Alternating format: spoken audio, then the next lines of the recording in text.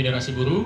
Federasi Buruh dibentuk di Jakarta tahun 1970 oleh Profesor Dr. Asis Riambo SHMH MPD. Kemudian organisasi ini dulunya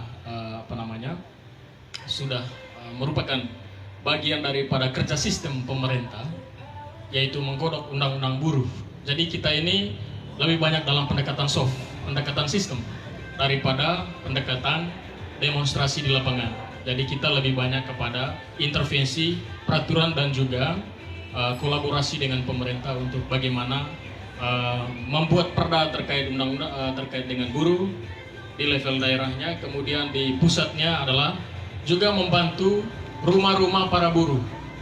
Begitu. Jadi ada buruh yang kurang sejahtera, dibantu rumahnya oleh Federasi Buruh melalui usulan-usulan ke DPP Federasi Buruh. Jadi di Indonesia ini kurang lebih 30 konfederasi serikat buruh, dan kita salah satunya adalah Federasi Serikat Buruh Demokrasi Seluruh Indonesia. Dan kita punya DPD di NTT, di Kupang, yaitu Ibu Emi Dolestilin. Kemudian di Flores ini baru ada di Manggarai Barat. Kemudian ada di Sumba Timur, di Tetes, dengan di Kupang, di kota Kupang. Jadi baru kurang lebih ada 5 atau 6 DPC kita ada ini. Lalu fokus di Manggarai Barat, kita memperjuangkan tentang hak-hak buruh.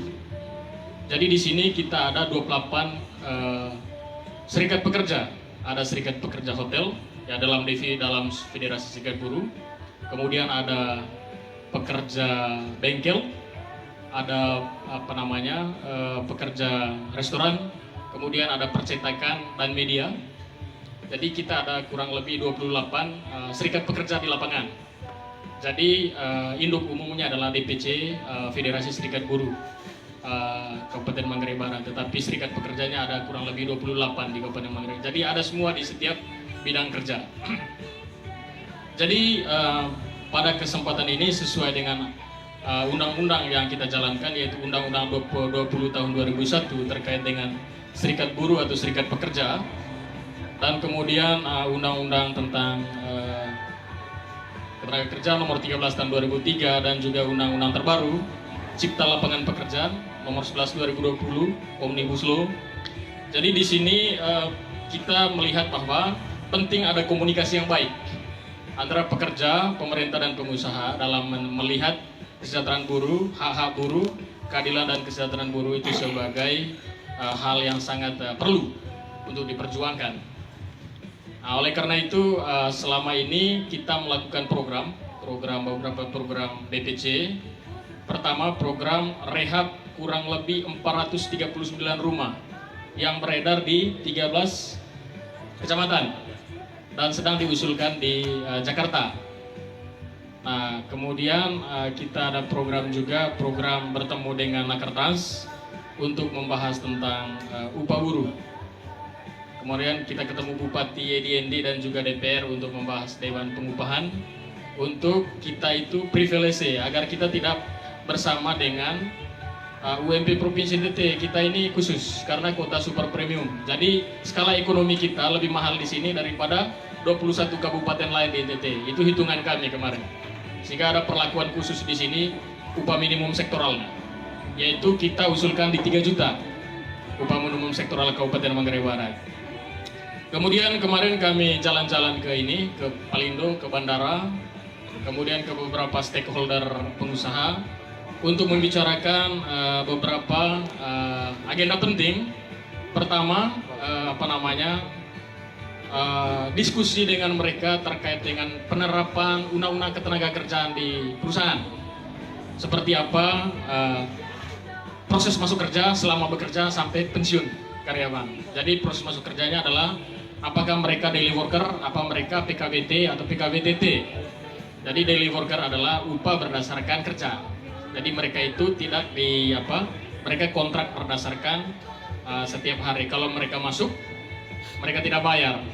Nah, kemudian ada namanya kita pendekatan apakah karyawan itu pakai PKWT, program kerja waktu tertentu. Artinya mereka masuk kerja di perusahaan berdasarkan kontrak perjanjian kerja waktu tertentu begitu. Yang aturannya bahwa 3 bulan training, Undang-Undang 13/2003, 1 tahun kontrak, kemudian PKWTT, program kerja waktu tidak tertentu atau karyawan permanen.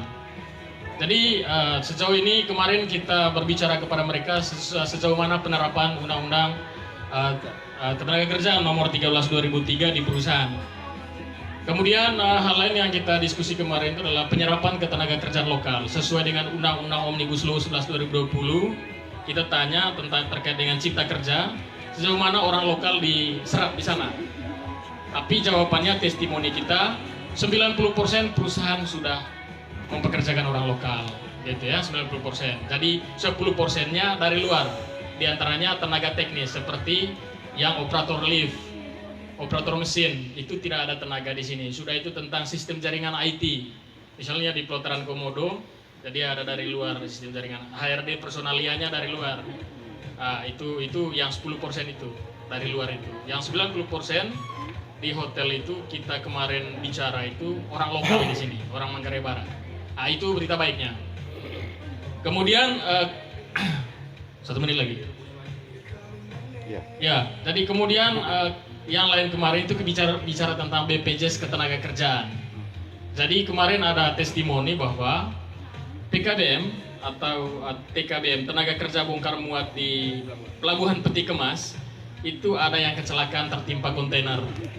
Nah, karena tidak ada kartu BPJS Ketenagakerjaan yang mengikat 4 komponen, keselamatan kerja, kemudian jaminan kematian, jaminan hari tua, dan jaminan kesehatan, maka itu dibayar oleh, kalau tidak salah, Charles Kadin kemarin, itu biaya rumah sakit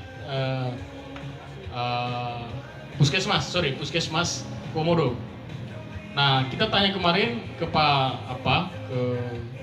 KP3 sejauh mana penerapan BPJS Ketenagakerjaan di perusahaan.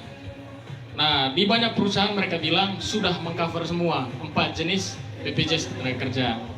Nah, yang belum menjawab ini di Koperasi Peti Kemas, karena orangnya kemarin masih di Kupang. Jadi hari Senin baru kita investigasi.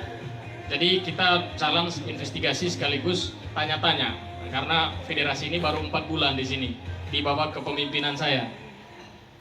Jadi kemudian kita juga membahas terkait dengan pembentukan Dewan Pengupahan Kabupaten Manggarai Barat dengan pengusaha. Kami bilang kemarin satu saat nanti kita akan berbicara dengan DPR, Bupati, dan Nakartrans terkait pembentukan Dewan Pengupahan di Kabupaten Manggarai Barat, supaya dari 1.950.000 kita kaji makro-mikronya untuk dinaikkan jadi 3.500.000 usulan teman-teman Federasi Buruh. Nanti jatuhnya di 3 juta, ya itu nanti adalah dinamika diskusi pada saat pembentukan Dewan Pengupahan. Nah, tentu KLC sebagai teman-teman lawyer yang pakar hukum di sini, tentu kita sangat apresiasi untuk masuk di dalam Dewan Pengupahan ini nanti dalam mengkaji ekonomi makro dan ekonomi mikro dan dari hukumnya. Kemudian kemarin kita juga bicara dengan Bupati EDND dan juga DPR, Nakartrans dan apa, supaya pembentukan LPHI, Lembaga Perselisihan Hubungan Industri. Testimoni kita dalam perjalanan kita selama ini, selama 2 bulan lalu, Nakartrans mengatakan bahwa ada pemecatan secara sepihak, tetapi penyelesaiannya secara kekeluargaan. Oleh karena itu kita mendorong KLC, tim lawyer, supaya kita bisa menggugat secara litigasi nanti perusahaan ini di Pengadilan Hubungan Industri, yang hakim ad hoc yang dikirim ke Manggarai Barat untuk mengadil persoalan PHK. Nah, karena apa? Jangan sampai keadilan itu tidak didapatkan oleh pekerja. Selesai di omong kekeluargaan litigasi, tidak sampai ke pengadilan. Nah, kasihan kan? Hak-hak karyawan seperti sisa pesangon tidak dibayar, kemudian sisa kontrak tidak dibayar, dan lain sebagainya. Karena apa? Terlalu sendiri mereka, tidak menyelesaikan masalah ini sampai ke litigasi, ranah Pengadilan Hubungan Industri. Oleh karena itu, kita juga mendesak KLC untuk sama-sama mendorong agar ada pembentukan Lembaga Perselisihan Hubungan Industri di Kabupaten Manggarai Barat, supaya bapak-bapak pengacara nanti bisa mengadvokasi persoalan PHK atau tidak dibayarnya sisa kontrak di perusahaan, supaya ada kepastian hukum yang jelas terkait hal itu. Jadi saya pikir pengantar dari saya sekian dan terima kasih.